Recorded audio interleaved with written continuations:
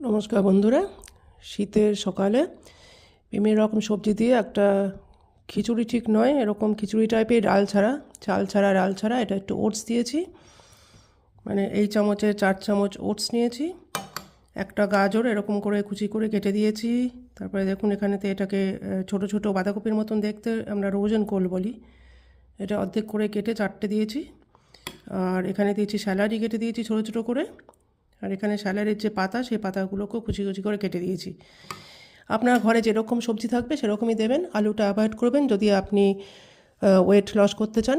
আমি এখন একটু ওয়েট লস জার্নির মধ্যে দিয়ে যাচ্ছি, এই জন্য এটাকে করেছি। অল্প লবণ দিয়েছি, একটু হলুদ দিয়েছি, আর আমি 3-4টে সিটি দিয়েছি প্রেশার কুকারেতে।